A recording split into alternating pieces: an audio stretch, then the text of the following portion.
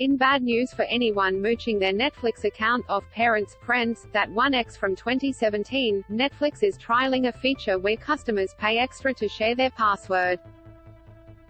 Netflix will launch an Add a Home feature next month which basically charges customers for the ability to share their accounts with devices that aren't theirs, but the price will be less than a standard subscription fee. It's currently being trialed in Argentina, the Dominican Republic, El Salvador, Guatemala and Honduras. I suppose what they're trying to do is convince freeloaders to pay a small fee to join an existing account since they know it's unlikely people who don't pay for Netflix will create a whole new subscription if booted off. But also it's the customer, not freeloader, who will be charged for the shared access. I do wonder how this will actually be managed. I've logged into the Netflix account I use in all kinds of places, my mate's home, an Airbnb, a hotel. How will the app tell the difference between someone using an account they pay for themselves on a device at someone else's place, vs a friend mooching it? Will I be forced to pay to log into my own account when I'm on holiday, seeing as I'm using a device that isn't from my household?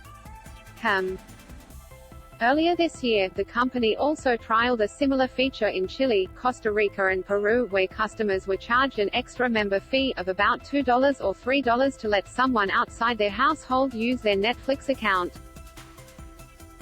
The trials come amidst a bunch of changes to Netflix's funding model. It's also introducing a cheaper subscription option to its content which has ads, set to be running by early 2023. The ad-supported tier is supposed to be more affordable than the premium tiers, therefore pulling in people who don't have a Netflix account but might consider one if it was cheaper. Who at the ad-supported tier probably won't have access to all the same shows. Today, the vast majority of what people watch on Netflix, we can include in the ad-supported tier, co-CEO and Chief Content Officer Ted Sarandos said per Deadline. There's some things that don't and we're in conversations with the studios on, but if we launched the product today, members in the ad tier would have a great experience. We will clear some additional content but certainly not all of it, but don't think it's a material holdback for the business.